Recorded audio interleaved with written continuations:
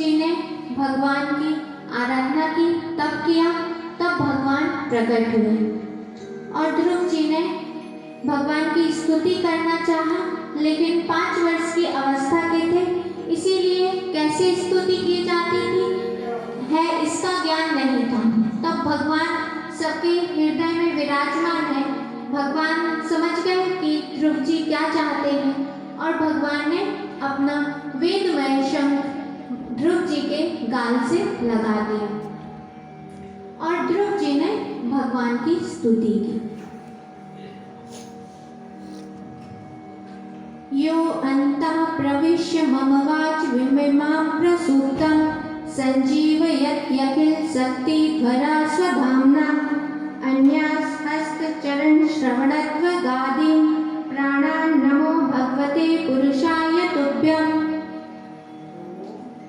ध्रुव जी ने भगवान की बड़ी ही प्यारी स्तुति की है। ध्रुव जी कह रहे हैं, भगवान आप सर्व शक्ति संपन्न हैं,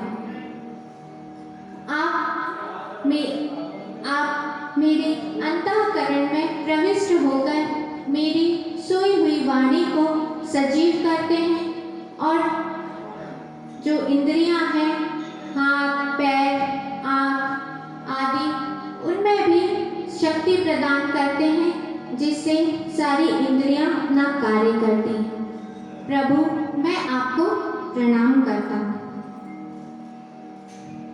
और कह रहे हैं, भगवान आप परमानंद स्वरूप हैं। जो निष्काम भाव से आपकी भक्ति करते हैं, उनके लिए राज्य आदि सुखों की आवश्यकता नहीं है और वह उनका परम कल्याण भगवान के भजन का मुख्य साधन, मुख्य फल यही समझते हैं कि भगवान की भक्ति प्राप्त हो। उन्हें राज्य आदि सुख की अभिलाषा नहीं होती है।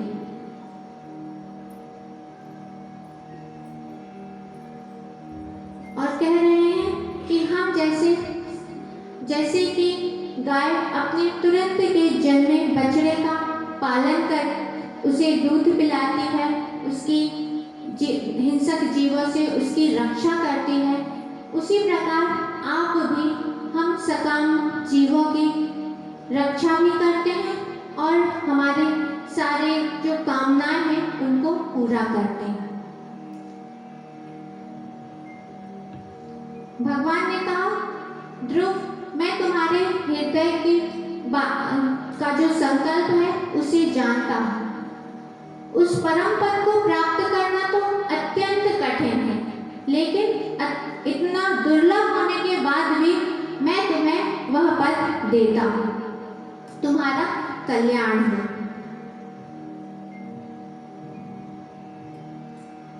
और भगवान ने कहा, 60-63 वर्ष सहस्रम रक्षिता व्यत्यहतेन्द्रिया। भगवान ने कहा कि जब तुम्हारे पिता उत्तानपाद तुम्हें राज्य सौंपेंगे, तब तुम 36,000 वर्ष तक इस पृथ्वी का पालन करना और फिर उसके बाद तुम्हें वह परम पद की प्राप्ति होगी। ध्रुव जी प्रसन्न नहीं हुए, मन ही मन यह विचार करने लगे कि जिन भगवान को संतादि आदि ऊर्ध्व रेता योगी कई जन्मों में प्राप्त नहीं कर पाते हैं, जिन भगवान का दर्शन, उन भगवान को मैंने 6 महीने के तप से ही प्राप्त कर लिया और उन भगवान से मैंने मांगा कि तो क्या मांगा, इस संसार को ही मांगा। इस प्रकार बहुत ज्यादा दुखी हो रहे थे ध्रुव जी।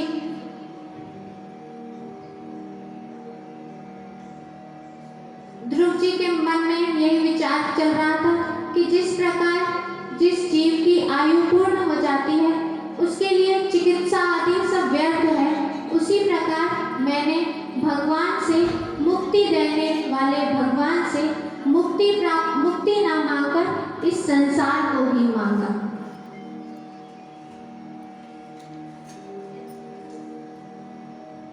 फिर ध्रुव जी बड़े हुए, उत्तान ध्रुव जी अब युवावस्था को प्राप्त हो गए हैं, तब ध्रुव जी ने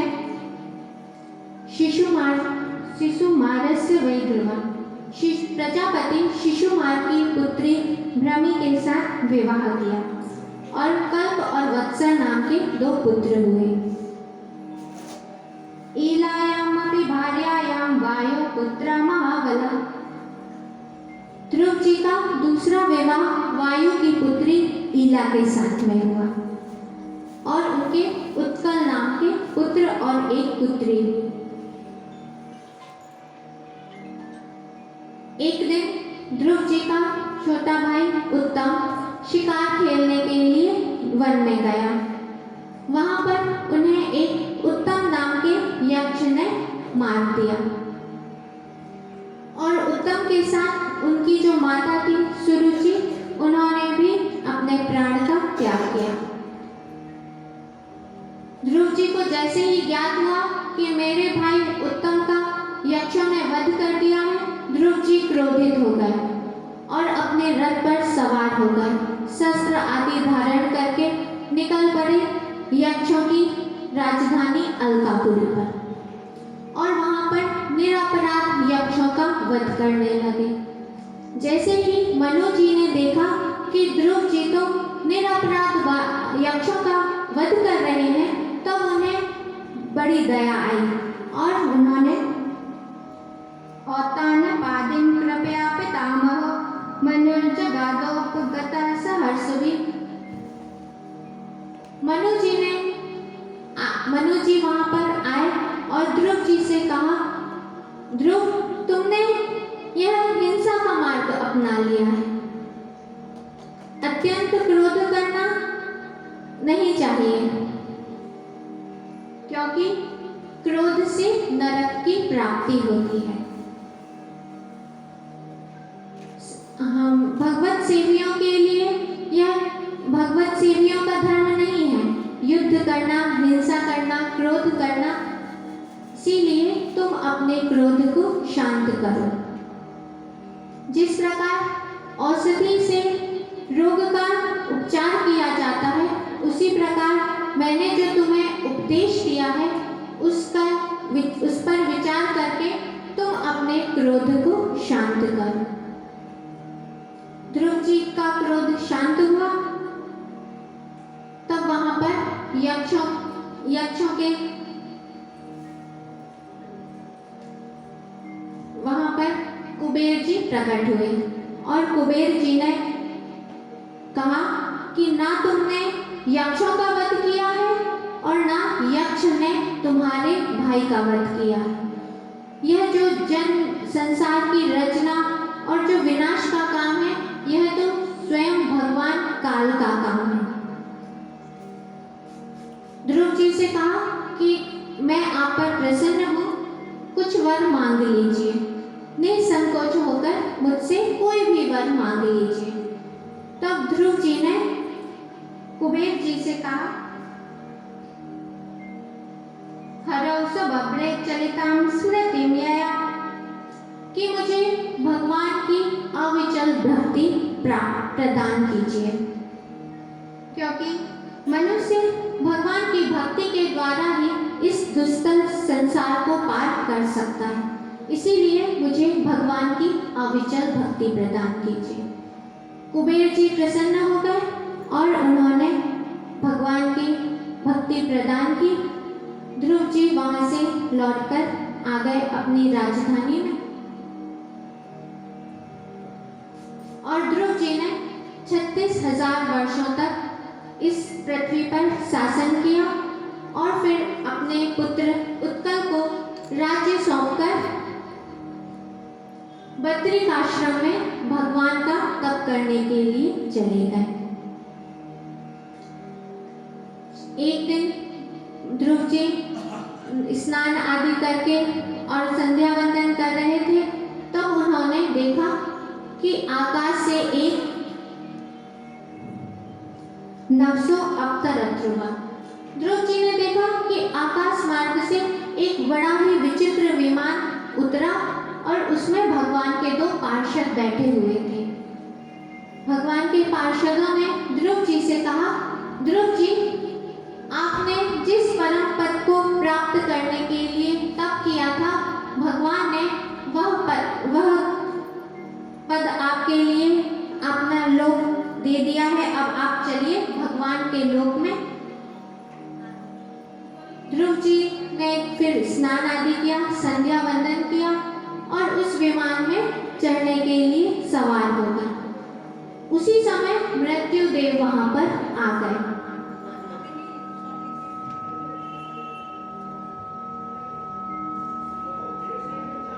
तदोत्तान पदा पुत्रो दादर्शान्तकमागतं मृत्युर्मूर्धनि पदं गत्वा आरुरोहाद्भुतं। वहां पर मृत्युदेव उपस्थित हुए और मृत्युदेव ने कहा कि ध्रुव जी, इस संसार की परंपरा है कि मेरा कोई स्पर्श किए बिना इस संसार से नहीं जा सकता, इसीलिए अब आप मेरा स्पर्श करके फिर विमान पर सवार हुए। ध्रुव जी ने मृत्यु के सिर पर अपना एक पैर रखा और फिर उस विमान पे सवार हो गए। जैसे ही विमान चलने को तैयार हुआ, तब ध्रुव जी को अपनी माता की स्मृति हुआ है, अपनी माता की याद आ गई कि जिन माता के कारण मैंने इस दुस्तर पद को प्राप्त किया है, वह माता तो मेरी नीचे ही रह गई। उन माता के बिना मैं उस पद पर कैसे पहुंच सकता हूँ? इस प्रकार सोचने लगे और भगवान के पार्षदों से कहा कि विमान को रोकिए। तो भगवान के पार्षद थे नंद और सुनंद। उन्होंने कहा, दर्शयामास तर्देवीं पुरो यायेन गच्छतिम्। आगे ये जो विमान जा रहा है ना, इसमें आपकी माता जी जा रही हैं, क्योंकि जिस कुल में एक वैष्णव जन्म ले लेता है, उसकी 21 पीढ़ियां तर जाती हैं। और आप अपनी माता के बारे में सोच रहे हैं। कुलम पवित्रम जननी कृतार्था वसुंधरा भाग्यवती च धन्या स्वर्गा स्थितास्ते पितराश्च धन्या येषां कुले वैष्णव नामधेयम्। जिस कुल में एक वैष्णव जन्म ले लेता है, उसके पूरा कुल पवित्र हो जाता है, जननी कृत हो जाती है और वसुंधरा अपने आप को सौभाग्यशालिनी मानने लगती है कि मेरे यहाँ एक वैष्णव ने जन्म लिया है। और उनके जो पितर हैं वह भी सनात हो जाते हैं और ताली बजाने लगते हैं कि मेरे यहाँ एक वैष्णव ने जन्म लिया है। जो इस पावन चरित्र का श्रवण करता है, उसे भगवान की भक्ति प्राप्त होती है। ध्रुव जी के वंश में आगे चलकर वत्सर हुए, वत्स के पुष्पारण्य हुए, विष्ट हुए, चक्षु हुए, उन्मुख हुए और उन्मुख के पुत्र हुए अंग। अंग की पत्नी का नाम था सुनीता। सुनीता के जो पिता थे वह मृत्युदेव थे। सुनीता मृत्युदेव की पुत्री थी और जो अंग के पुत्र थे उनका नाम था बेन। बड़े ही दुष्ट थे। उनकी दुष्टता से तंग, क्योंकि उन्होंने अपने नाना के पक्ष में चले गए थे। उनका जो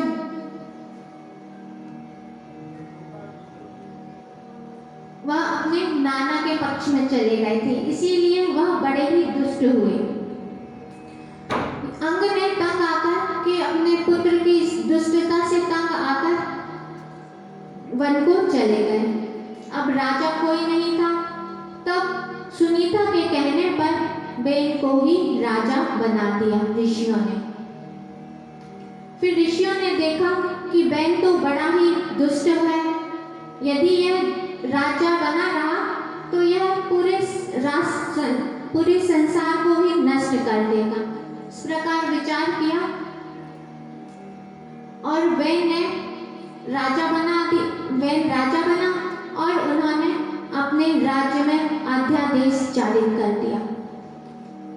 न यष्टव्यम न दातव्यम न होतव्यम द्विजाकुज इति न्यवाद यद्धर्म भेरी घोषेण सर्वसा।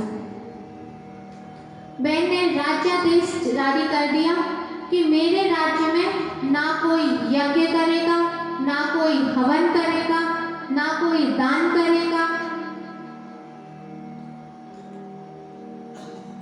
जैसे ही ब्राह्मणों ने देखा कि यह तो अधर्म कर रहे हैं,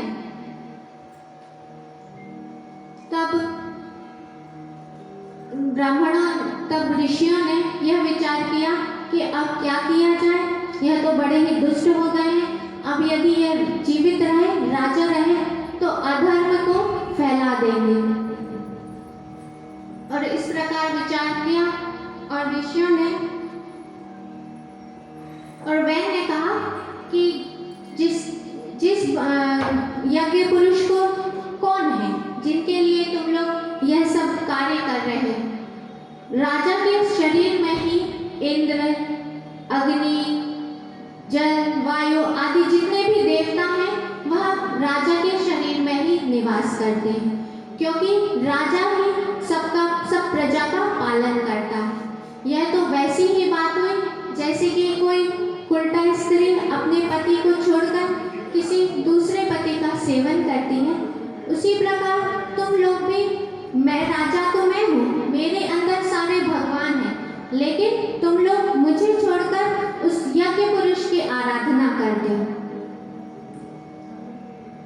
जैसे ही ऋषियों ने देखा बैन को, तब ऋषियों ने हुंकार भरी, हन्यता मेषा पाप प्रकृति दारुण जीवत जगत स वासु कुरुते भस्मताम धुना।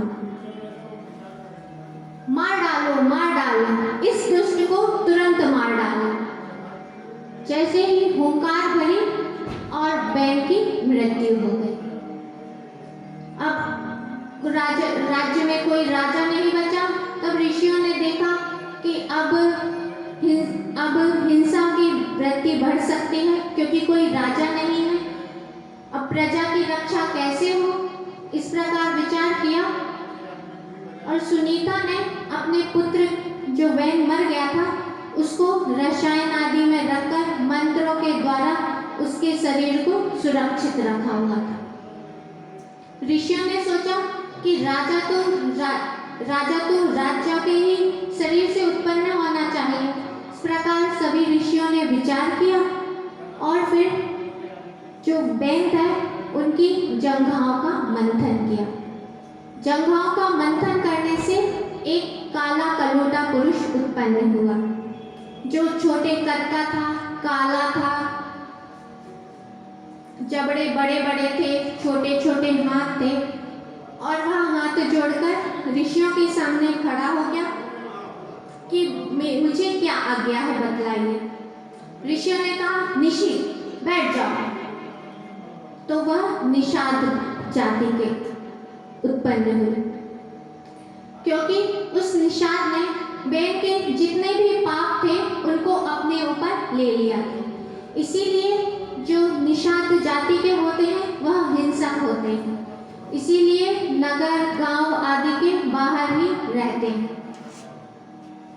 फिर बैन के भुजाओं का मंथन किया गया और जैसे ही भुजाओं का मंथन किया उसमें से एक स्त्री और पुरुष का जोड़ा उत्पन्न हुआ। ऋषियों ने कहा, ईशा विष्णुर्भगवता कला भुवन पालिनी इयं च लक्ष्म्या संभूतिं पुरुषस्यान पायिनी। यह जो पुरुष उत्पन्न हुए हैं यह साक्षात भगवान विष्णु है, और यह जो स्त्री है यह भगवान विष्णु की अनपायनी शक्ति, कभी ना भगवान से अलग होने वाली शक्ति है।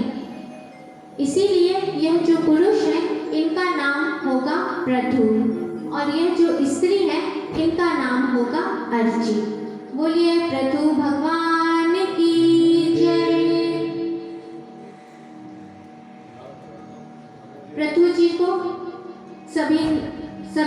ऋषियों ने राज्याभिषेक किया, राजा बनाया और बंदी जनों ने उनकी स्तुति की कि यह अपनी प्रजा का पिता के समान पालन करेंगे, पर स्त्री को माता के समान देखेंगे। इस प्रकार स्तुति की और कहा कि यह पृथ्वी का मंथन करेंगे, दोहन करेंगे और सभी को अभीष्ट वस्तुएं प्रदान करेंगे। पृथु जी का राज्याभिषेक हुआ।